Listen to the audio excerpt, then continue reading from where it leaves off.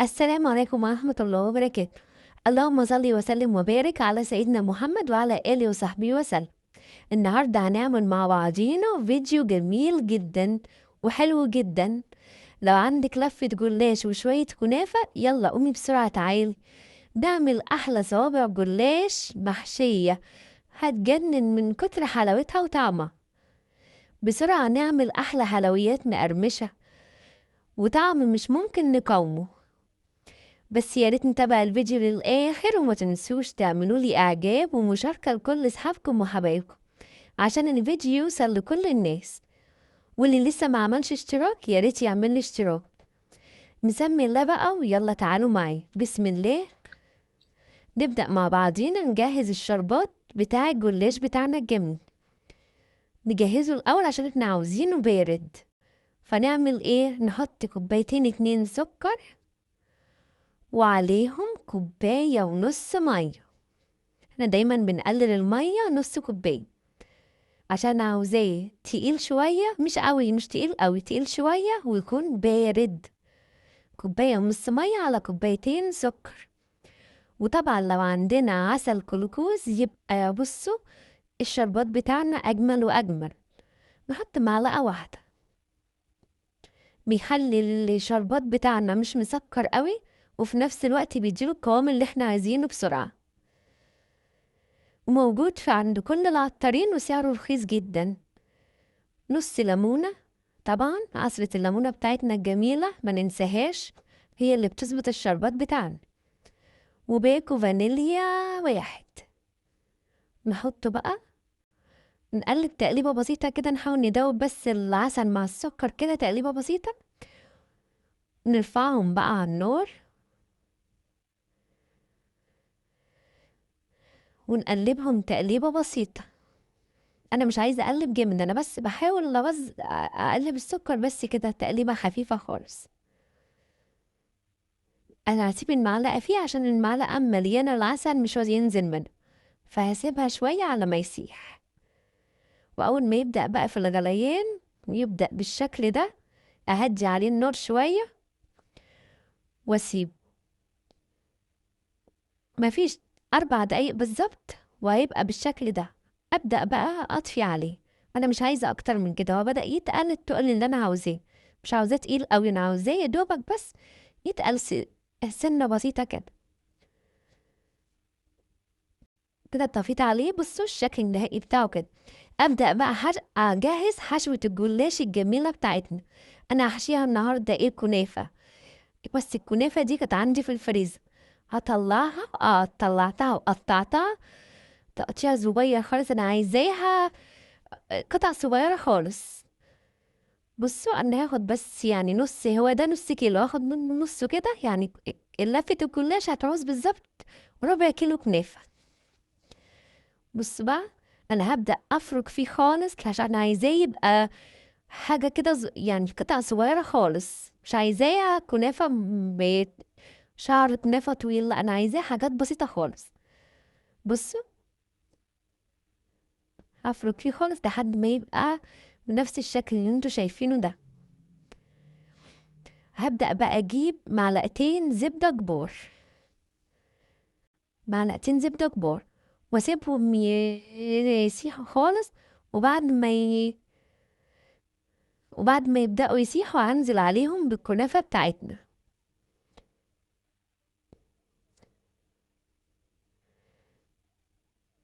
أول ما يبدأوا بالشكل ده أنزل بقى بالكنافة. أنا استنيت لما السمنة ساحت وسخنت قوي عشان لما أنزل بالكنافة تتحمر بسرعة معايا. ونقلبها بقى، نتنينا نقلب فيها تقليبة كويسة. أول ما بتنزل في السمنة انتوا بتحسوا إنها بقت كتل كده، متقلقوش عادي، ده طبيعي مع الكنافة. انتي بتنيكي بالمعلقة تدوبي الكتل دي شوية، تكي عليها كده في السمن. ما بتتكي عليها بتتفكك من بعضها. متنينا بقى نقلب فيها لحد ما نوصلها للون اللي احنا عايزينه. هي كده لسه برضو انا عايزه احمر فيها شويه كمان. بص اللون بتاعها مع الكنافه مع الزبده بجد عامله ريحه خطيره. الريحه جميله بجد. انتوا عارفين الزبدة اصلا تودي الريحة في حتة تانية.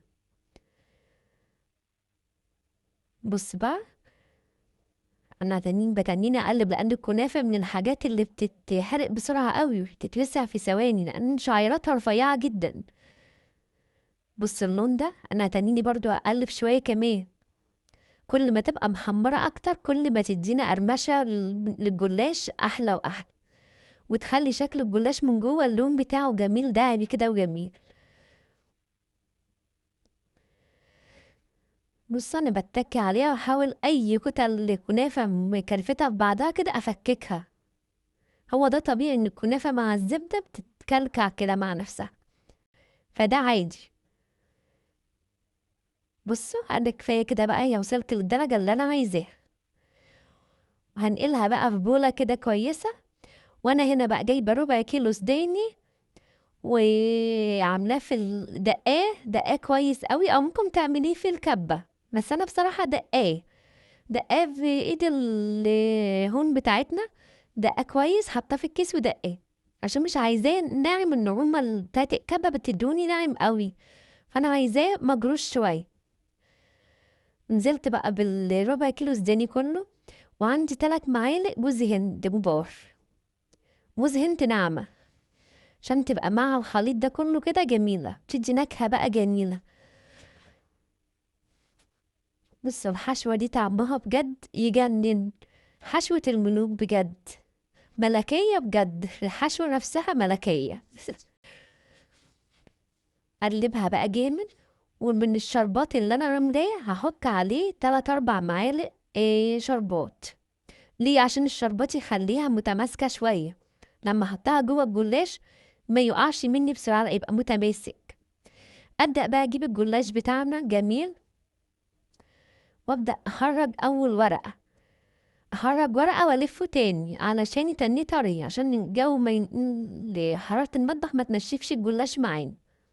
انا هخلع ورقة واحدة كده بالراحة او ورقتين واخليهم جنبي اشتغل فيه، واركن الجلاش الفه تاني عشان يتنيه طري، عشان لو نشف مش هعرف اشتغل فيه كويس. همسك بقى ورقة ورقة كده. انا هوريكم طريقتين، ممكن اعملها بالورقة المفرودة خالص. ادهن الورقة كلها بالفرشة زبدة، دي كوباية سمنة بلدي مسيحاها ومخليها دافية كده، وهعمل بيها الجلاش بتاعنا. انا ممكن بخلصي كوباية الزبدة دي كلها، بس تبقى جنبي ادهن بيها الجلاش دهنة خفيفة خالص. وتنيت الورقة، وهبدأ بقى احط الحشو بمعلقة كده، واوزع الحشو في الجنب كده في اول الورقة من فوق.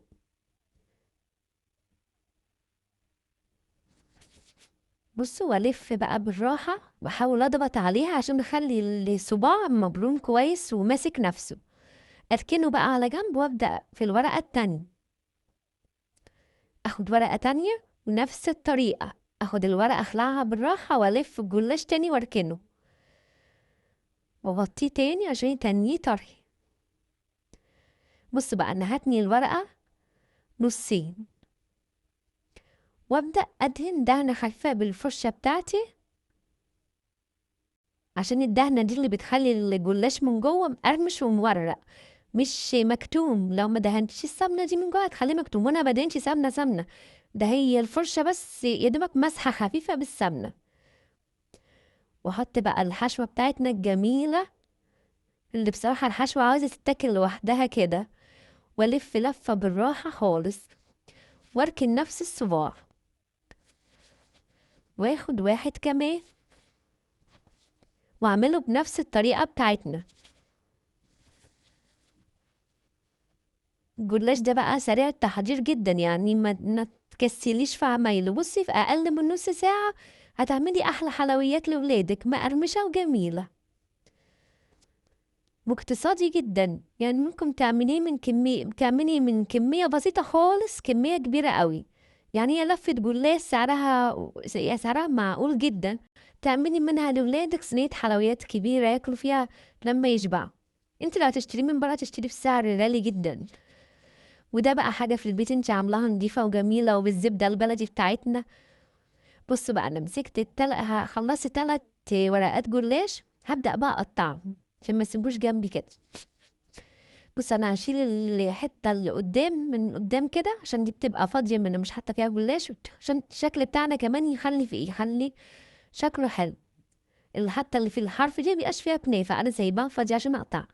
وابدا بقى اقطع الجلاش كده قطع على قد زي ما انا عايزه. عايزه اصغر من كده ماشي، عايزه اكبر من كده ماشي، بس انا بقطعه في المعقول وسط كده. وابدا بقى اجيب الصاج بتاعنا اللي هنحط فيه جلاش وادهنه مسحه سمنه خفيفه كده عشان يخلي الجلاش من تحت محمر. نحط الجلاش عليه يبقى محطوط على سمنه، مش محطوط على على الصاج بس. بص وانقل بقى الجلاش كده بالراحه، انا مش عايزه امسكه بايدي قوي برضه عشان ما احاولش اوقع منه الحشو على ما يمسك نفسه شويه. بص صابع الجلاش بجد شكلها خطيره وجميله. فبالكوا بقى شكله لما يستوي هيبقى عامل ازاي، المنظر مغري وهو ني لسه. هكرر بقى نفس اللي عملته، واخد برضو معاكم، انا مش هعمل معاكم اللفه كلها عشان ما ازهقكوش. انا هعمل بس عشان اللي لسه ما بيدخلوش المطبخ كتير، ولسه عرايس جداد وبنات بنوتات لسه داخلين المطبخ جداد يعرفوا الطريقه. لكن انا عارفه ان كلنا شاطرين وكلكم شاطرين وزي الفل وبتعرفوا تعملوا كل حاجه.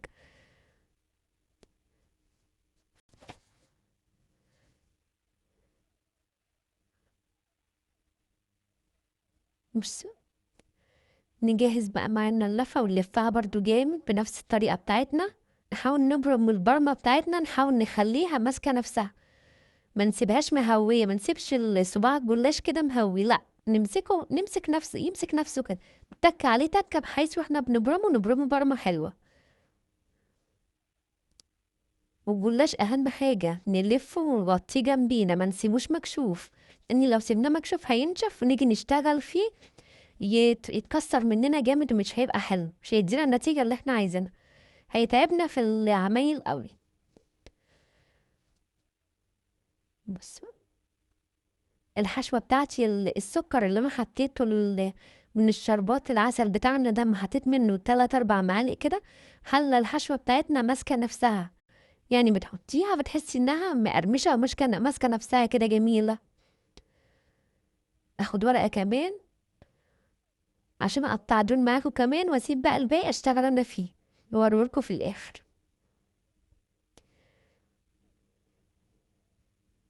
مجلاش ماسك في بعضه جامد، انا بطلع الورقة بالعافية عشان مقطعش الورق متقطعش مننا. لازم تبقوا حذرين وانتوا بتطلعوه، لان ورقة الجلاش اصلا رقيقة جدا، بنخرجها كده بالراحة خالص. انا حريصة ان هي نوع ما يتقطعش مني.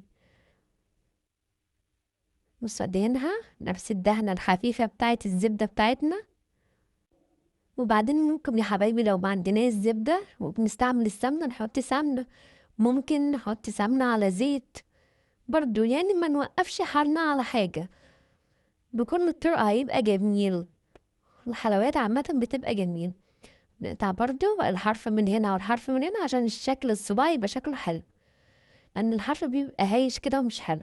عايزة أبدأ من الحشو على طول، ونقطعهم على شكل الصابع الزوارة الجميلة دي.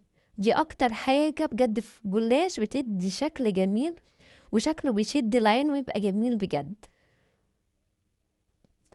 وابدأ أشيلهم بقى بالراحة، أحط في الصاج بتاعنا الجميل.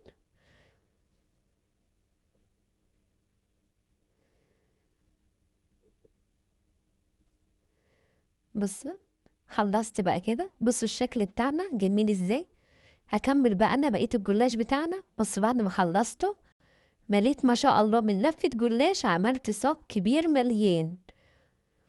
وجبت بقى بقية الزبدة وزعت على الوش بتاعنا، هي كانت سقعت مني وجمدت، سخنتها تاني. وابدأ بقى بالفرشة كده ادهن بيها.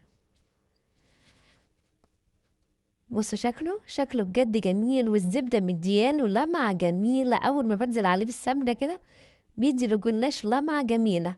فبالكوا ده بقى لما يستوي يبقى شكله ايه، هيبقى جميل ومنظر، منظره هيبقى جميل بإذن الله. بس الدهنة بقى دي ادهنه زي سمنة كده شوية حلوين كده على الوش، بعدين نحاول أدهن كل صباع بالسمنة، أغلفه بالسمنة عشان عاوزاه يبقى لونه دهبي جميل ومقرمش كده وجميل. بصوا الحشوة في الجناب كده باينة من الصابع جميلة ازاي، لونها أصلا جميل كمان. بكده أنا دهنته كله ظبط، بس الصاج بتاعنا بصوا الشكل بعد ما دهنته زبدة بكلمة مع جلاش. بجد الصوابع تشهي وشكلها جميل تتاكل نية. وانا بقى قايده الفرن، دخلتها في الفرن كنت معليه، واما احط الجلاش اهديه شويه عشان انا عايزاه ياخد قرمشه جميله. وابدا احرك في الفرن، انا عندي الفرن بيحمر ساعات من جنب وجنب، فبقعد احرك الصاج من هنا لين اديره كل شويه كده، اهدي النار عليه عشان عايزاه ياخد القرمشه الجميله. ولو ما احس انه من تحت احمر ابدا ايد الشوايه شويه اديله اللون اللي انا عايزاه، ده مش عايزاه محمر او انا عايزاه لونه دهبي جميل كده. بصوا هو خرج من الفرن بقى جميل ازاي. وابدا بقى الشربات بتاعنا برد، ابدا ارش على الشربات كله. بصوا الصوابع بجد شكلها جميل وريحتها جميله جميله جميله.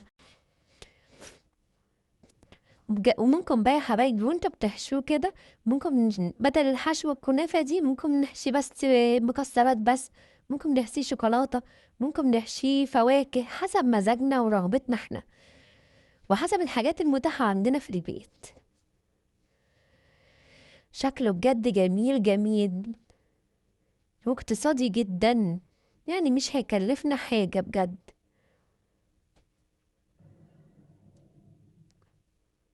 وسريع التحضير خالص، في أقل من نص ساعة عملناه. وعملنا لولادنا حلويات جميلة ياكلوها كده في السهرة بالليل جميلة.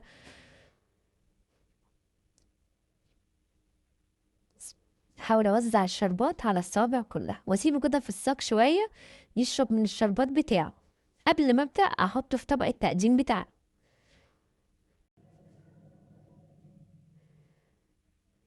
بص أنا عايزة أوريكم بقى الصوابع من تحت. بص الصوابع من تحت دهبي وجميلة كلها ازاي، كلها بجد واخدة اللون الجميل بتاعنا، شكلها بجد جميل جميل جميل. بصوا الصوابع بتتكلم لوحدها، بتقول كلوني كلوني، جميلة جميلة. ومقرمش جدا بقى من بره وطري كمان من جوه، يعني بجد جميل جميل بيدوب في البق كده يا حبايبي. بص بقى انا حطيته في طبق التقديم بتاعنا، الشكل بتاعه عامل ازاي، جميل ويشهي بجد، شكله يفتح النفس. ينفع بقى للمناسبات للعزومات لو عندنا عزومة، شكله جذاب وحلو في نفس الوقت وبيرمي معاكي. يعني لافت الجلاش ما شاء الله عملت لنا طبق حلويات كبير ما شاء الله. بص من جوه دايب دوب كده، دايب بجد، والعسل بتاعه جميل ومش مسكر قوي، طعمه جميل بجد قوي قوي، دايب من كتر حلاوته. جربوه بجد هيعجبكم قوي قوي قوي. أكلة جميلة حلوة، حاجة حلوة لولادنا تفتح نفسهم وجميلة. شكله جميل جميل جميل بجد، مقرمش من بره وطري ولذيذ من جوه. كل اللي هياكل منه هيحبه، والطعم غني وجميل وطعمه جميل بجد ما شاء الله. بألف هنا وشفا لكل اللي ياكل. يا ريت بقى لو الفيديو عجبكم تعملوا لي لايك وتعلقوا لي وتكتبوا لي عايزين ايه حلويات المرة الجاية اعملها لكم. وبكده نكون خلصنا فيديو النهاردة. أتمنى الفيديو يكون ده اللي أعجبكم. لو عجبكم الفيديو يا ريت ما تنسوش اللايك والشير وتعليقاتكم الجميلة اللي بتفرحني دايما. لو لسه أول مرة تشوفوا قناتي أتمنى الاشتراك في القناة وتفعيل زر الجرس على الكل عشان يوصلكم كل جديد. استنونا إن شاء الله في وصفات تانية كتيرة سهلة وبسيطة ومميزة. دمتم بخير وبحفظ من الرحمن. السلام عليكم ورحمة الله وبركاته.